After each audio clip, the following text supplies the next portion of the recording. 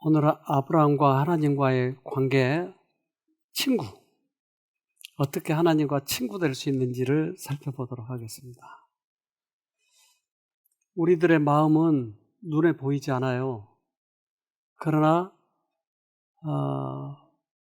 우리들은 하나님의 나라에 들어가는 것이 마음에서 시작이 됩니다. 영적 왕국이죠. 그래서 이 마음이 어떻게 생겼냐면요, 간단히 얘기 드리면 마치 그 병아리가 알에서 부화되잖아요. 그런 것처럼 알과 아주 유사하게 생겼어요. 우리의 마음이. 계란 안에는 흰자위가 있고 노른자위가 있어요. 그런데 그 흰자위가 노른자위보다 훨씬 크죠. 항상 우리는 두 가지 마음이 있어요. 하나는 속사람이고 겉사람이고 그래요. 흰자위는 겉사람이에요. 그런데 반드시 유정란만 부화되는 거예요. 맞아요? 유정란만 부화돼요. 무정란이 아무리 많아도 부화가 되지 않아요. 그래서 달걀의 원리를 보면 껍질이 있고 흰자위가 있고 노른자위가 있고 씨가 있어요. 씨가 있는 걸 뭐라고 그런다고요? 유정란이죠. 그러니까 유정란만이 반드시 부화가 되는 거예요. 우리들의 마음이 두 가지가 있는데 하나는 겉사람이고 하나는 속사람이라고 성경은 얘기해요. 근데 그 속사람 속에 씨가 박혀야 나중에 부화가 되는 거예요. 그런데 중간에 계란이 깨져버리면 어떻게 되죠? 부화가 안 돼요.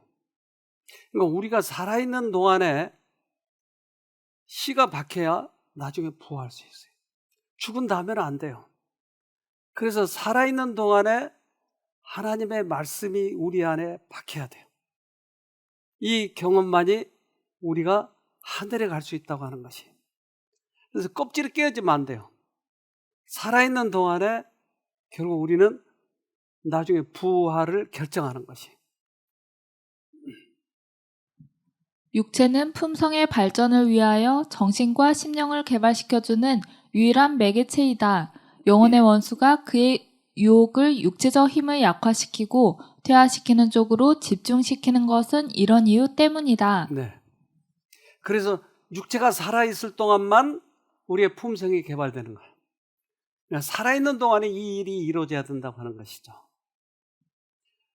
이 논병아리가 있어요. 근데 이 논병아리의 그 구의 장면을 좀 보도록 합시다. 어떤 동물들에게 번식의 난관은 싸움이 아니라 구애에 관한 것입니다. 조류들 가운데 과시행동과 노래와 의식이 비범한 수준의 아름다움과 복잡성에 도달할 수 있습니다.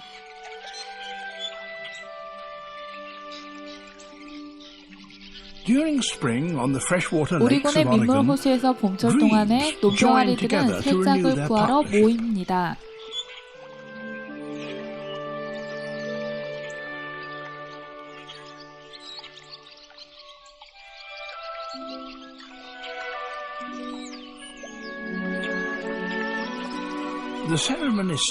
의식은 우아한 이중주로 시작합니다.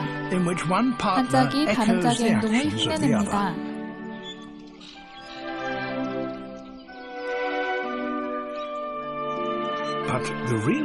그러나 진짜 시험이 이제 시작됩니다. 가장 강하고 듬직한 논병아리지만 마지막 환희의 춤에 동참할 준비를 합니다.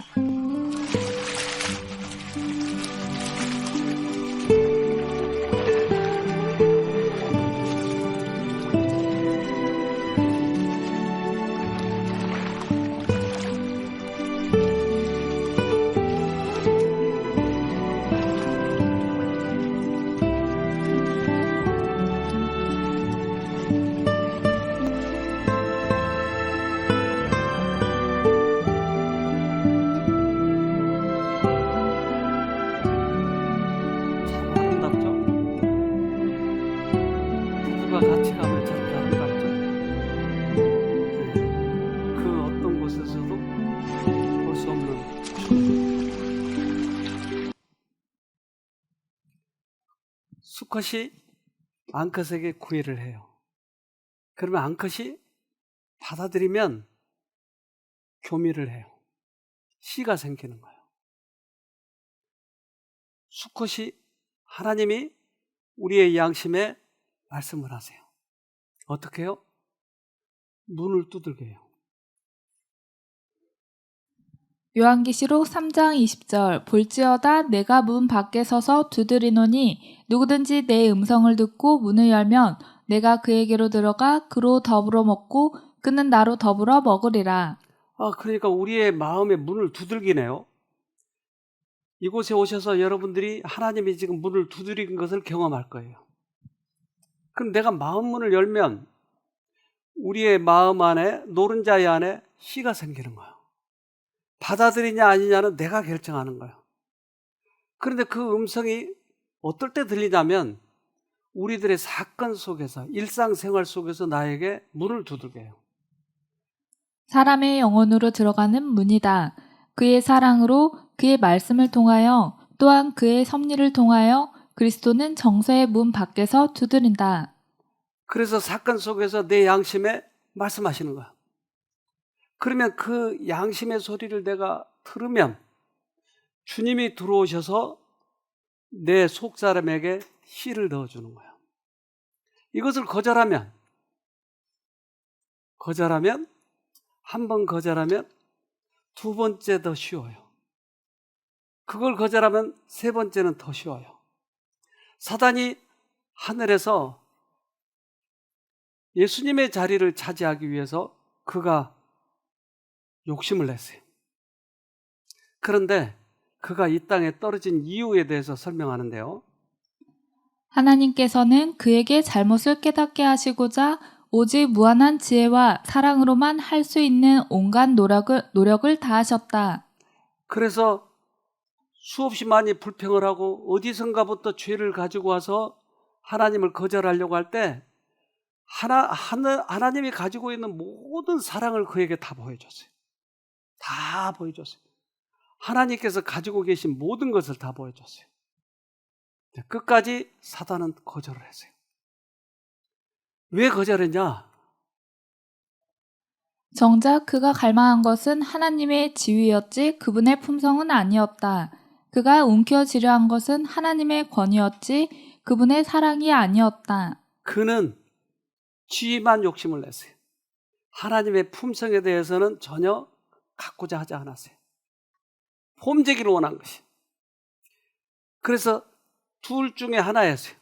죄와 의와 사랑과 이 폼되는 것과 이런 갈등 속에서 그는 결국 죄 쪽을 선택하고 말았어요. 하나님께서 모든 것을 다 보여줬는데도 그렇습니다. 사단은 하나님의 품성을 이해하고 그분의 선하심을 알면서도 자기 자신의 이기적이고 독자적인 생각을 따르기로 선택했던 것이다. 이 선택은 그에게 결정적인 것이었다.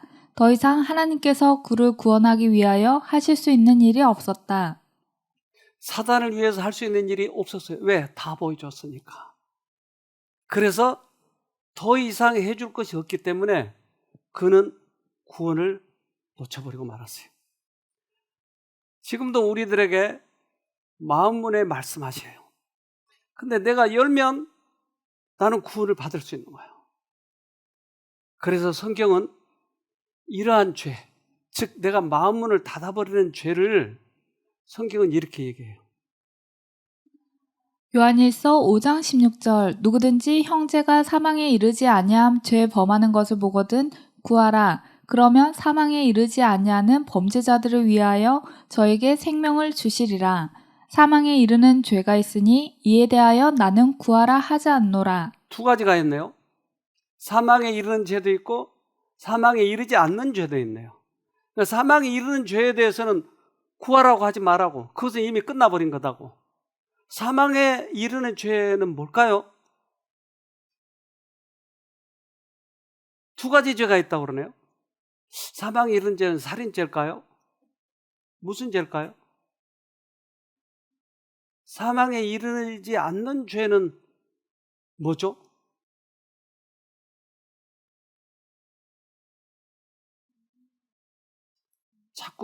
고범죄일까요?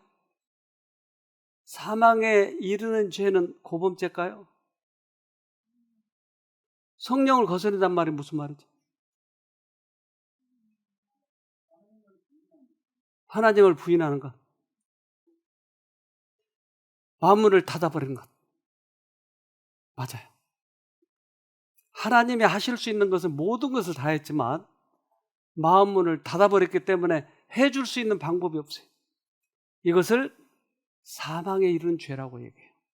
이 죄를 진 것에 대해서는 더 이상 끝나버렸으니까 구하라고 하지 않는다고요. 우리는 거기에 이르기 전에 사실은 돌아서야 돼요. 고범죄를 짓지 말란 이유는 그 문을 닫아버리는 그 죄에 질까봐 고범죄를 짓지 말라고 하는 거예요. 자꾸 거절하는 것이.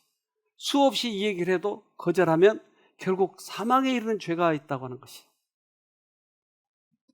사람이 만약 그의 판단력을 바른 방향으로 인도하기에 충분한 증거를 거절하고 한 번 악을 택하면 두 번째에는 보다 쉽게 이것을 행할 것이다. 세 번째에는 더욱 열렬히 하나님에게서 물러나와 사단의 편을 택하여 그의 편에 설 것이다. 그리고 그 길을 계속 가다가 마침내 죄 가운데서 굳어져서 그가 마음에 품고 있는 거짓 것을 진리라고 믿기에 이른다. 진리를 거절한 그의 거절이 그 열매를 내는 것이다. 완전히 끝나버리는 것, 이것을 사망에 이른 죄라. 우리는 아주 개와 유사한 유전인자가 거의 99% 이상이 개와 늑대는 같아요. 그래서 개와 늑대가 교미해서 난 게 늑대개라고 얘기해요. 그런데 늑대를 어려서부터 이 새끼 낳자마자 늑대 몰래 이렇게 가져온 늑대들이 있어요. 근데 이 늑대를 기르는데 개가 되는지 안 되는지를 보는 거예요. 봅시다, 우리가. 사람을 따르는 것은 다음 해 겨울 정도까지가 될 것입니다. 그때부터 늑대는 사람과 가축을 공격할 수 있습니다.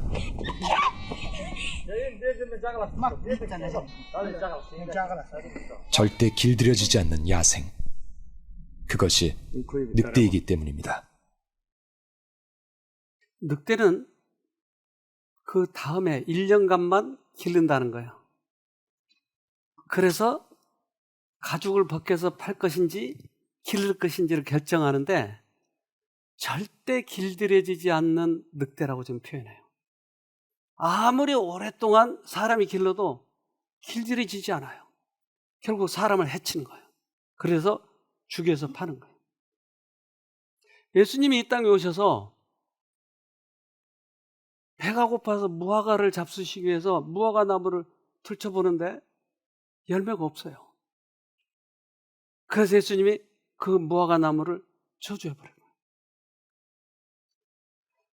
제자들은 한 번도 보지 못한 행동을 예수에게서 보니까 예수님이 왜 그런 행동을 했느냐고 물어봐요. 마태복음 21장 19절로 20절. 길가에서 한 무화과 나무를 보시고 그리로 가사 잎사귀밖에 아무것도 얻지 못하시고 나무에게 이르시되 이제부터 영원토록 내게 열매가 맺지 못하리라 하시니 무화과 나무가 곧 마른지라. 제자들이 보고 이상히 여겨 가로되 무화과 나무가 어찌하여 곧 말랐나이까. 네, 무화과 나무를 저주해서 죽어버려요. 그러니까 한 번도 그런 행동을 하시지 않았는데, 그러니까 예수님 왜 무화과 나무를 저렇게 했어요? 이상해서 물어본 거예요. 예수님은 언제나 환자를 고치시고 귀신 들린 자를 쫓아내시고 그렇게 해서 모든 사람에게 유익을 줬어요. 근데 이 무화과 나무에게만 저주를 한 거예요. 왜 그랬다고요?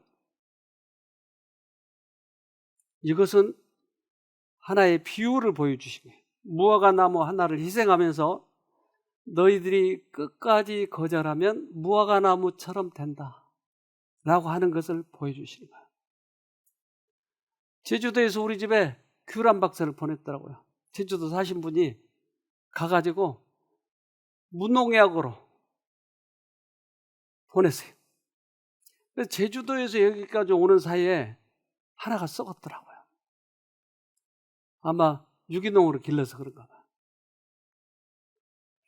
저 귤을 어떻게 하면 좋겠어요?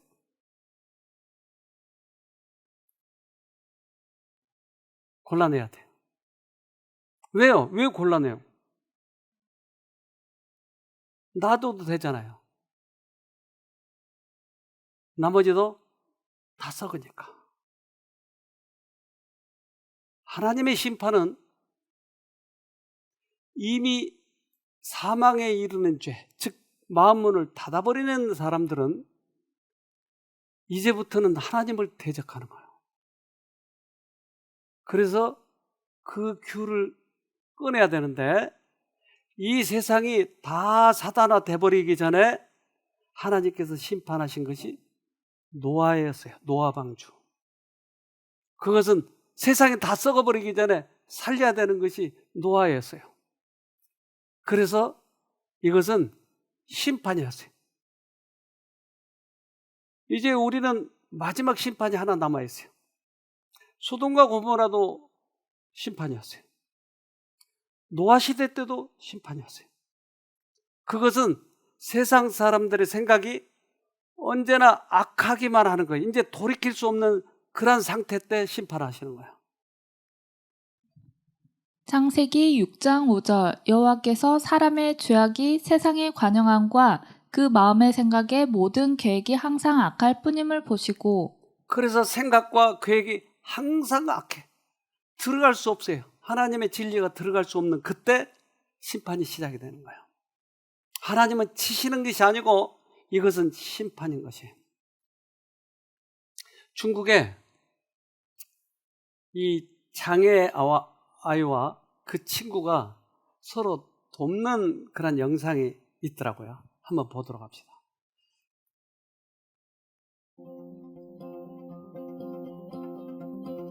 너무나 특별한 1%의 우정 이야기. 오른손과 두 다리 없이 태어난 민. 나는 정말 운이 없는 아이라며 절망에 빠져있던 어린 민에게 희애우가 다가온다. 내가 두 다리가 되어줄게. 초등학교 2학년 때부터 시작된 둘의 우정. 방과 후엔 함께 밥을 먹고 같이 공부하며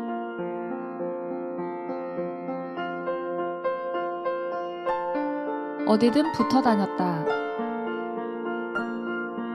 희우는 친구의 발이 되어줄 자전거와 오토바이 타는 법도 가르쳐 주었다.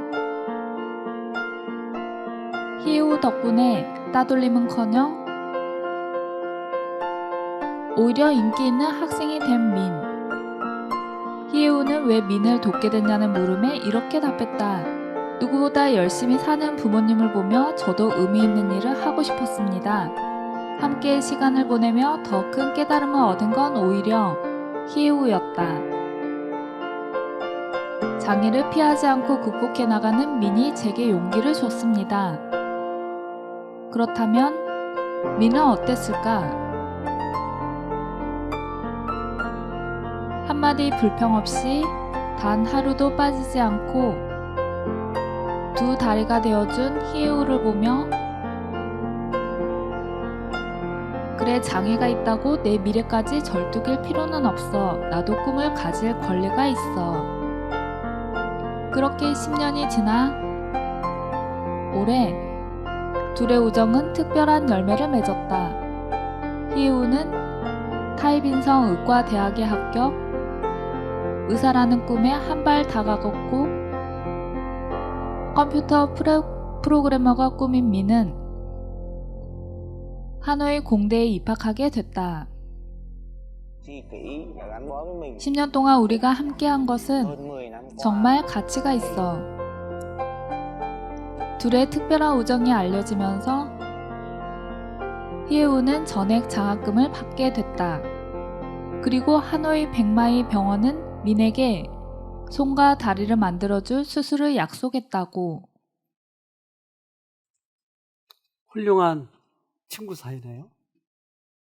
우리도 그러한 어려운 사람들을 보살펴주면 하늘에서 보상을 하실 거예요. 아브라함은 하나님이 어떠신 분인지를 대충 알았어요. 그런데 어느 날 아브라함에게 하나님께서 말씀을 하셨어요. 네 아들 이삭을 번제로 드리라고요. 번제로 드린다는 말은 태워서 하나님께 바치는 거예요. 자기 아들을. 그래서 이제까지 하나님의 음성을 들었던 아브라함은 왜 우리 아들을 더구나 하나밖에 없는 독자를 바치라고 했을까? 그러나 오랫동안 신뢰를 쌓았기 때문에 독자를 바치기로 했어요. 근데 아브라함의 생각은 그랬어요. 만약에 바치면 그를 부활시켜 줄 거야. 하나님께서는 아브라함에게 계시를 보여줬는데 예수님이 죽으셨다가 다시 부활하는 것을 보여줬어요. 그렇기 때문에 내 아들도 부활할 거야 라고 생각을 했어요. 그래서 하나님께 바치게 됐어요. 이제 칼로 그의 목숨을 끊으려고 칼을 드는 순간 갑자기 하늘에서 소리가 들렸어요. 스톱. 이제 됐어. 왜 바치라고 했다가 스톱을 시킬까? 그것은 바로 이런 이유에서요. 하나님께서는 아브라함에게 인간을 구원하시는 하나님의 복음을 깊이 깨닫게 하기를 원하셨다. 그 진리를 생생한 현실로 보여주기 위하여 또 그의 믿음을 시험하시기 위하여 하나님은 아브라함에게 사랑하는 이삭을 죽여서 바치라고 요구하셨다. 그 어둡고 두려운 시련의 시간에 아브라함이 견딘 모든 고뇌는 그로 하여금 타락한 인간을 위한 구속의 경륜을 깊이 깨닫게 해주었다. 저는 이 시골에 들어와서 지금 꽤 오랫동안 살아요. 근데 우리 아이들이 4살, 5살 때 들어왔어요. 그런데 여기는 병원도 없어요. 옛날에 청항이라고 하는 동네도 논밭만 있었어요. 어느 날 밤에 아이가 감기가 걸렸는지 열이 40도 이상 올라가는 거예요. 아무리 어떻게 조치를 해봐도 열이 내리지 않는 거예요. 아이가 경기하려고 하고. 그래서 청항에 그때 약방이 하나 있었어요. 약방. 약국도 아니고 약방. 거기 문을 두들겨서 문을 열게 했어요. 근데 귀찮아하는 거예요. 여기 이 약을 좀 달라고. 그랬더니 닌겔이 있는데 그 닌거를 맞추면 거기다 해열제를 넣어가지고 맞추면 열이 떨어질 거라고 닌거를 주는 거예요. 그런데 이걸 이제 가지고 왔는데 아이가 거의 죽어가는 거예요. 병원에 가려면 너무 멀고 밤에 더구나 닫아서 얼마나 기도했는지 제 기도가 이렇게 나오더라고요. 하나님, 차라리 내 목숨을 취하세요. 이 아이를 살려주세요. 그 아이가 그 닌거를 맞고 살아날 때 얼마나 기뻤는지 몰라요. 지금도 기억이 생생해요. 내 자식이 죽게 되니까 정신이 없는 거예요. 어떻게 해야 될지 뭐든지 두렵지 않는 거예요. 자식이 죽을 것 같으니까. 그런데 우리 하나님은 우리를 죄값으로 살리기 위해서 죄값을 받으시고 예수를 십자가에다 주신 거예요. 죽도록 내주신 거예요. 그런데 하나님은 아들이 여럿이 있는 게 아니고 하나밖에 없어요. 그래서 독생자라고 하는 거예요. 그 독생자를 우리에게 주시는데 우리는 그 독생자에 대해서 아무런 감흥이 없는 거예요. 십자가가 교회마다 붙어 있으니까 왜 십자가 붙어 있지? 광대상에다 십자가를 붙여놓으면 왜 십자가가 있지? 예수화가 나오고 무슨 상관이야? 사람들이 모르는 거예요. 당신의 독생자를 우리에게 주셨는데. 그래서 아브라함하고 친하신 하나님께서는 아브라함에게 이것을 가르쳐 주려고 하는 거예요. 네 독자 바쳐봐. 그런데 이 독자를 바치려고 할 때 뭔가 깨달았어요. 하나님도 독자를 우리에게 주셨구나. 이걸 알도록 하기 위해서 이 시험을 허락하신 거예요. 그때서야 아브라함은 하나님이 어떠신 분인지를 더 깊이 깨달은 거예요. 너 내 심정을 이해해봐. 그래서 아브라함은 믿음의 조상이 되는 것이에요. 하나님의 심정을 알았기 때문에 하나님의 친구가 된 거였어요. 우리는 하나님을 아직 잘 몰라요. 그래서 친구가 될 수가 없는 거예요. 어느 날 하나님이 소돔이 완전히 이제 사단 편에 넘어가 버렸기 때문에 썩은 귤을 꺼내기 위해서 소돔을 심판하기 위해서 가는 거예요. 근데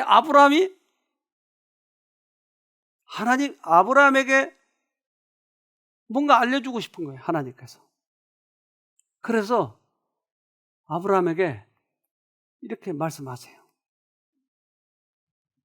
창세기 18장 17절 여호와께서 가라사대 나의 하려는 것을 아브라함에게 숨기겠느냐. 그냥 소돔 가서 해결해도 되는데 아브라함에게 뭔가 얘기하고 싶은 거예요. 무슨 얘기하고 싶을까요? 숨기지 않고 뭔가 얘기를 하고 싶은 거예요. 아브라함은 하나님을 알아요. 근데 하나님은 절대 사람을 치시지 않는 것도 알아요. 그런데 가서 소돔을 멸망시켜버리면 이거 하나님이 이거 이율배반이네. 어떻게 치시지 않는 분이 왜 가서 쳐? 그리고 항의를 할 거예요. 아브라함의 생각 속에 혼란을 일으킬 거예요. 그러니까 이것을 아브라함에게 알게 하고 싶은 거예요. 즉 소돔과 고모라는 마음문을 완전히 닫아버렸다고 하는 거예요. 성령의 거스르는 죄를 그들 백성이 모두 다 지었다고 하는 것이에요. 그래서 마지막 그 죄의 수준이 다다를 때 나타난 증상이 있어요. 마지막 이 넘어가 버리는 직전에 나타나는 죄의 증상이 있다고요. 그것은 동성연애예요. 소돔은 남자끼리 섹스를 해요. 남자끼리. 그래서 영어로 남자끼리 하는 것을 소도마이트라고 얘기해요. 소돔에서 나온 것이었어요. 그래서 이 소돔의 죄악이 잔에 찼다고 하는 거예요. 지금도 미국에서 그런 일도 많이 일어나죠. 요즘에 한국도 지금 동성연애자들이 돌아다니고 그래요. 행사를 하고. 미국은 국법으로 정해졌어요. 같은 성끼리 부부고 인정한 거예요. 지금 세상에 거의 말세가 온 거예요, 이게. 그래서 소돔 고모라는 결국 다 된 거예요. 끝이 난 거예요. 이것을 하나님께서 이제 썩은 귤을 덜어내러 가시는데, 만약 아브라함이 오해를 하면 안 되니까 내가 하려는 것을 숨기겠느냐? 아브라함은 친구니까 이것을 알아야 되겠다 이 말이죠. 창세기 18장 20절로 21절 여호와께서 또 가라사대 소돔과 고모라에 대한 부르짖음이 크고 그 죄악이 심히 중하니 내가 이제 내려가서 그 모든 행한 것이 과연 내게 들린 부르짖음과 같은지 그렇지 않은지 내가 보고 알려 하노라. 소돔에 가야 하나님은 죄악의 잔이 찬 줄 알까요? 하늘에서는 잘 모를까요? 알죠. 근데 왜 이렇게 해요? 하나님이 인간의 수준에 내려와서 인간이 이해하도록, 야 아브라함아, 내가 그것 때문에 지금 왔어. 아브라함의 수준에 맞게끔 지금 얘기하고 계신 거예요. 왜냐하면 아브라함은 하나님의 친구니까 이것을 알아야 되겠다고 하는 것이에요. 하나님께서는 소돔의 죄악의 정도를 잘 아셨으나 당신께서 처리하시는 일의 공의가 이해될 수 있도록 사람의 방법대로 당신 자신을 나타내셨다. 소돔은 지금 죄악의 잔이 찼어. 성령을 거스린 죄야. 그래서 이들을 심판하러 내가 가는 거야. 이미 하나님께서 하늘로부터 알았는데 아브라함의 수준에 맞게끔 지금 얘기하고 계시는 거야. 야, 하나님 얼마나 자상하시고 우리들을 배려하시는가를 볼 수 있어요. 사람의 입장에 내려오셔서 얘기하고 계시는 거예요. 아브라함은 성경에서 하나님의 친구라고 불린다.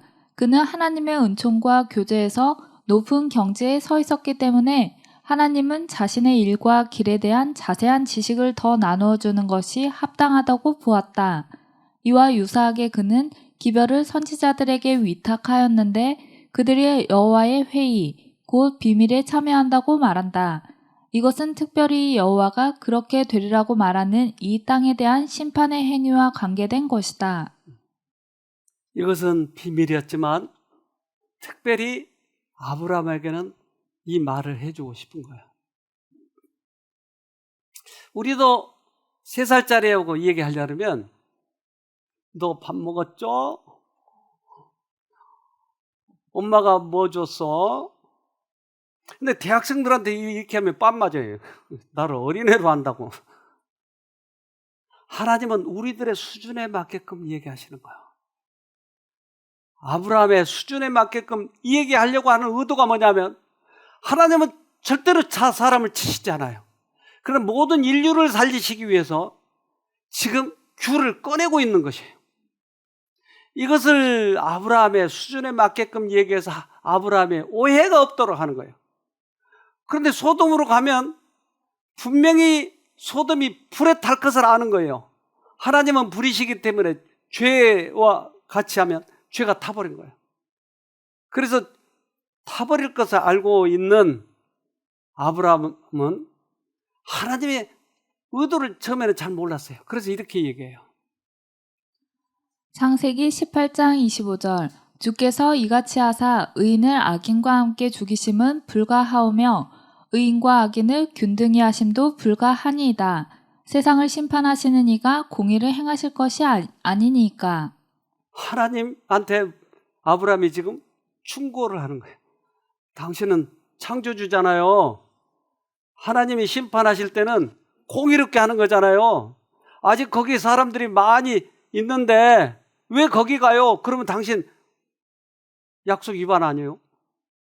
하나님을 충고한 거예요.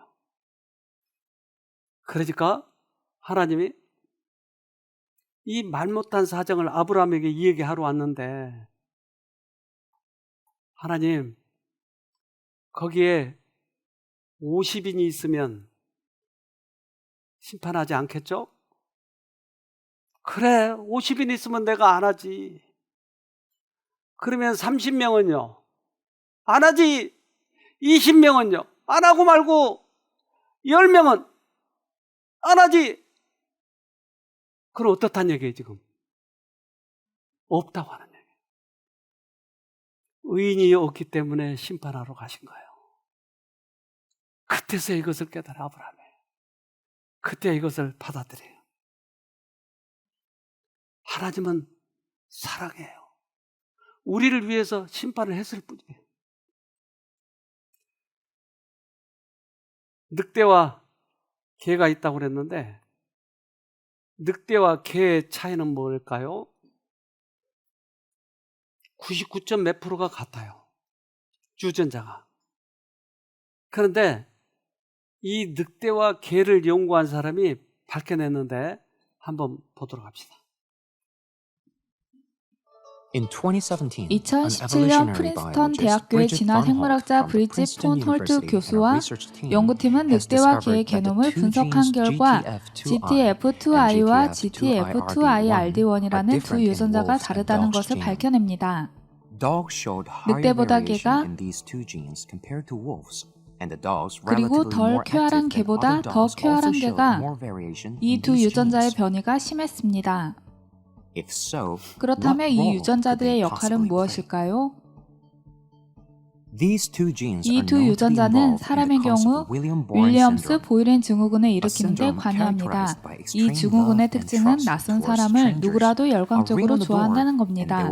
초인종만 누르면 아무에게나 활짝 문을 열어줄 정도로 말이죠. 결론적으로 개는 윌리엄스 보이렌 증후군을 가진 늑대라는 이야기입니다. 지친 하루를 마치고 집으로 돌아온 당신을 열정적으로 반겨주는 이 친구. 알고 보면 당신을 사랑할 수밖에 없는 병에 걸린 겁니다. 비록 실험에 참여한 개와 늑대들의 수가 적어서 후속 연구가 더 필요한 상황이지만 이제 개들이 왜 이렇게 우리를 좋아하는지 실마리가 조금 풀렸습니다. 단지 우리가 예뻐하거나 밥을 주기 때문이 아니라 그냥 이유가 없었습니다. 그저 당신을 사랑해요. 이유가 필요한가요?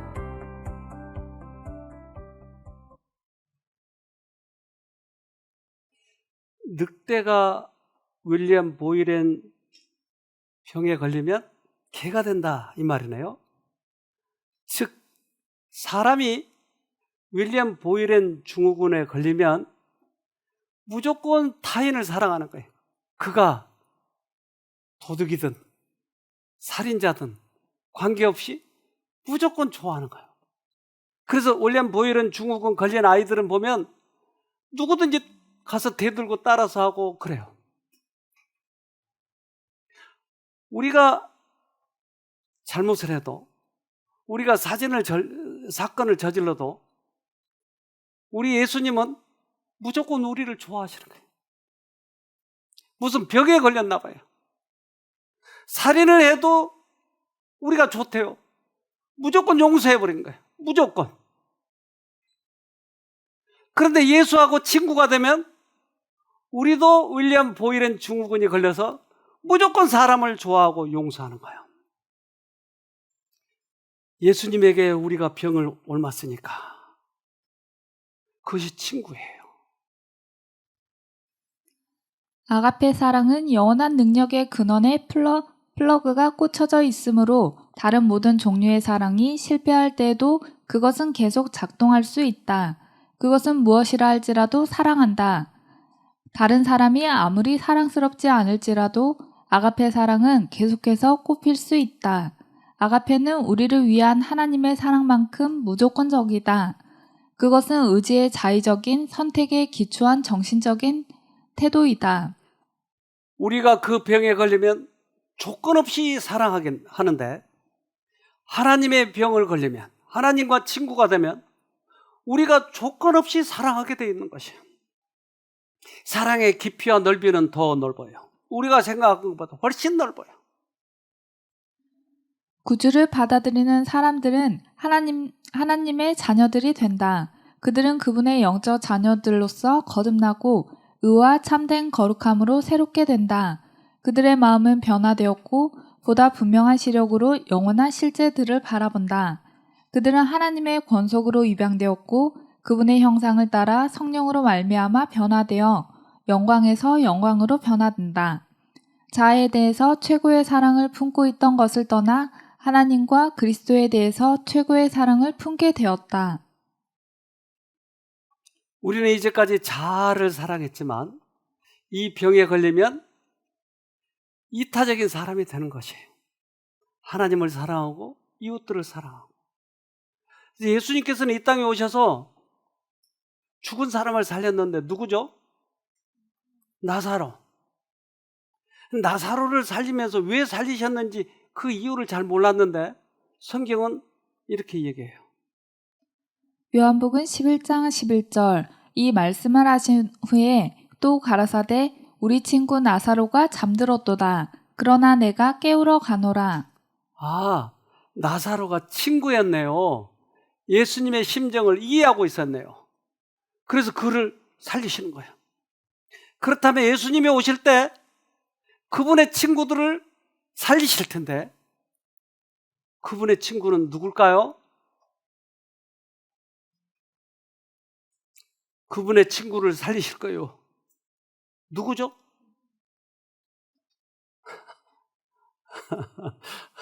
말을 못하게 만들어버리는데 하나님과 친구는 하나님을 받아들인 사람, 아브라함처럼 하나님의 심정을 이해하고 있는 사람, 이 사람을 하나님의 친구라고 그래요. 오늘날 여호와께서 아브라함을 하나님의 친구라고 부르셨던 것처럼 일컬음을 받을 사람이 보잘것없는 인생 중에 많이 있다. 그런 사람들은 하나님이 시인하시는 것을 시인하고 하나님이 정죄하는 것을 정죄한다. 그들 앞에서는 죄인까지도 두려움과 억제력을 느낀다. 하나님이 그들과 함께 계시고 그들은 모든 사람이 깨닫고 읽는 산 편지이기 때문이다. 그들의 행동에는 부드러운 친절과 위엄과 거룩한 교양이 있는데 이것들이 그들의 동료들의 마음을 제압하는 능력을 그들에게 준다. 아, 하나님의 친구가 지금도 많이 있다. 그런데 어떤 사람이냐? 그들은 그래서 하나님의 뜻대로 하나님이 옳다고 하면 하나님이 옳은 거예요. 그러면 우리는 그 하나님의 친구이기 때문에 영향력이 생긴다. 그래서 서로 얘기할 때 영향력을 느끼는 거예요, 상대방이. 아무것도 명찰에 달고 가지도 않았는데, 내가 경찰도 아닌데 사람들이 우리를 두려워할 때도 있고, 영향력을 받기 때문에 제압이 되기도 하고, 아, 이게 하나님의 친구였네요. 하나님의 친구, 아브라함의 생애는 기도의 생애였다. 그가 천막을 치는 곳은 어디에서나 그 천막 곁에 제단을 쌓고 그 위에 아침과 저녁에 희생을 드렸다.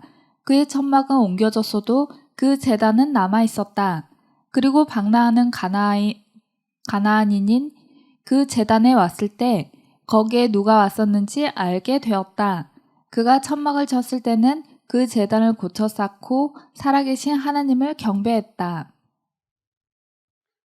우리는 작년 수련회 때 말리포에 거기 한 빌딩을 얻어서 수련회를 했어요. 그런데 거기에서 한 사모님이 간증을 했는데, 나는 오랫동안 신앙을 해왔고 다른 사람들에게 복음을 나눠주고 있었기 때문에 나는 틀림없이 구원을 얻었다라고 생각을 했어요. 그런데 여기에 부부 세미나에 오셨어요. 그때는 목회자 부부 세미나였어요. 근데 뭔가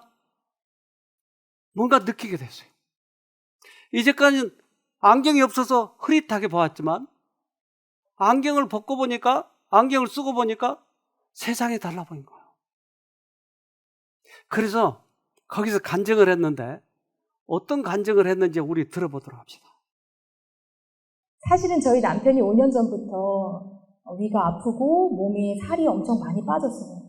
그래서 굉장히 좀 몸이 쇠약해진 상태였기 때문에 저희가 5년 전부터 계속 연말만 되면은 휴직을 계속 고민했습니다. 실제적으로. 어떻게 우리가 좀 쉬어야 되지 않을까?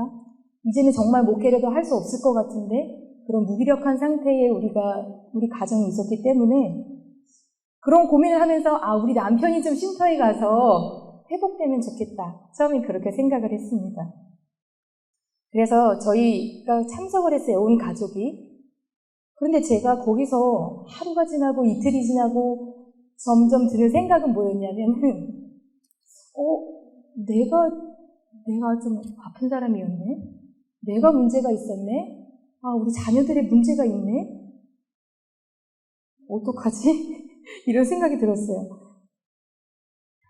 예수님, 저 근데 정말 인정하고 싶지가 않은데 내가 이렇게 아픈 병들어 있는 사람이라는 걸 내가 인정하고 싶지 않고 나 진짜 열심히 살았는데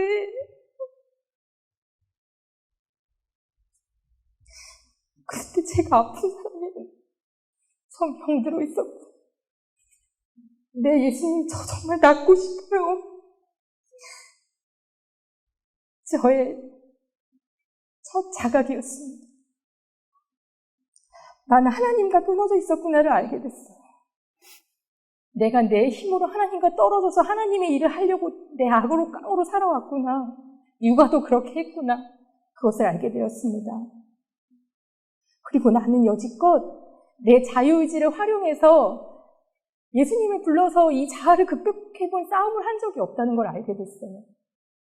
아, 이제까지 내 신앙은 잘못됐다. 나는 처음부터 다시 시작해야 되겠다. 이런 생각이 들었어요. 그래서 다시 이 세미나가 끝나고 다시 저희 가정이 쉼터를 방문하게 되었습니다. 딱 일주일이었어요. 그곳에서 지내는 동안 모든 잡념을 끊고 예수님을 부르고 예수님께 집중하는 시간을 잠깐 가지게 되었어요. 아침, 점심, 저녁 먹고 산책하고 예수님 찬양하고 말씀 암송하고 예수님 부르고. 그런데 거기에서 정말 쉼이 느껴졌어요. 아, 하나님은 나에게 짐을 지어주시려고 하시는 게 아니고 나의 멍에름해라는 이 말은 나에게 쉼을 주기 위해서구나. 그분이 다 해주시겠다고 약속하신 거구나를 알게 됐어요. 그래서 저희 가정이 그때부터 예수님을 부르기 시작했습니다. 하나님이 저에게 원하시는 것이 단지 자아를 굴복시키는 것, 이 한 가지라는 사실을 알았을 때 저는 오히려 너무나 가벼움을 느꼈어요. 이제까지는 잘 살았다고 생각을 했고 남편이 몸이 아프기 때문에 남편이 치료해야 된다고 생각했는데 환자는 본인이었다고 하는 것이. 하나님과 나를 비교해보니 내가 그동안 안경을 안 쓰고 있었다는 얘기예요. 자기 죄를 발견하게 된 것이. 이제 다시 처음부터 시작하자. 그래서 하나님을 부르고 성경책을 외우고 찬양을 하고 하니까 보이기 시작하는 거예요. 이분이 어떤 결론을 얻었는지 조금 더 봅시다. 어떤 상인이 갇힌 진주를 찾아서 헤매다가 그 진주를 발견하고 자신의 전 재산을 다 털어서 그 진주를 샀대요. 근데 그 예수님이 나를 진주로 발견하셨고 온 우주의 값으로 그것을 사셨다는 것을 알게 되었어요. 그분의 생명의 값이었어요. 나를 왜 이렇게 사랑하시지? 저는 아직 잘 모르겠어요. 그런데 제가 이 투쟁을 하면 할수록 이 예수님이 너무 좋았어요. 제가 우리 딸에게 왜 자꾸 저기 가야 되니요? 투쟁하러 가야 되니요? 그래서 엄마 너를 사랑하니까 생명이 있는 곳으로 가고 싶어. 우리 사단에게 끌려가지 말고 생명이 있는 곳으로 예수님께로 가자. 우리 예수님 부르고 싸우자. 이렇게 얘기하면서 제가 그 순간 이 음성을 들었어요. 나도 그래. 근데 이 아이가 왜 자꾸 그래야 되는 거냐, 그래야 되냐고 물어봐요. 내가 너를 사랑하니까 너랑 같이 가고 싶어서. 근데 하나님께서 저에게 또 음성을 들려주세요. 나도 그래. 나도 너를 사랑해서 꼭 가고 싶어. 하늘에 오게 하고 싶어. 그래서 하나님께서 저를 여기까지 인도하셨다는 것을 마음으로 경험하고 있어요. 처음에 제 마음이 사막 같았을 때는, 하나님의 사랑이 전혀 느껴지지 않을 때는 별로 하늘이라는 곳에 가고 싶지 않았어요. 그런데 제가 이 예수님을 계속 만나고 경험하고 그분이 나를 사랑하신다는 것을 계속 말씀해 주실 때 나 이분을 진짜 만나고 싶다. 나중에 수건을 벗은 얼굴로 그분을 대면해서 만난다고 했는데 그분께서 나를 이끌어 주시면 내가 결국 그분의 얼굴을 보게 되겠구나. 나 정말 끝까지 이 길 가고 싶다. 우리 사랑하는 여러분과 함께 가고 싶습니다. 이분이 눈이 띄어지면서 윌리엄 보일은 증후군이 걸리게 된 거예요. 그분을 사랑하기 때문에 그분의 나라에 가고 싶은 거예요. 우리는 교회만 왔다 갔다 하면 그게 전부인 줄 알지만 사실은 예수님과의 친구 관계가 돼야 돼요. 이 병에 걸리지 않으면 친구가 될 수 없는 거예요. 우리 이번에 그분의 친구가 되도록 합시다. 이분은 사모님이었지만 예수님을 몰랐잖아요. 얼마나 많은 사람들에게 복음을 전했어요. 그런데도 그분을 몰랐어요. 이제 우리 다시 한번 예수님을 만나기를 간절히 바랍니다. 기도합시다. 하늘에 계신 아버지, 우리들을 친구라고 불러주셔서 감사합니다. 그래서 주님의 사랑을 깨닫고 주님이 이 땅에서 어떻게 사셨는지 우리도 그렇게 살아갈 수 있도록 도와주시옵소서. 우리들의 생각에 틀린 것이 틀린 게 아니고 하나님이 어떻게 생각하시느냐가 더 중요한 것 같습니다. 우리의 눈을 틔워주셔서 이제 바른 것을 보게 도와주시옵소서. 우리도 이 세상을 모두 사랑하시는 예수님처럼 우리도 그 병에 걸리길 원합니다. 우리의 가족들, 우리의 이웃들, 이 세상의 모든 사람을 사랑하는 우리 모두가 되도록 도와주시옵기를 예수님의 이름으로 기도합니다. 아멘.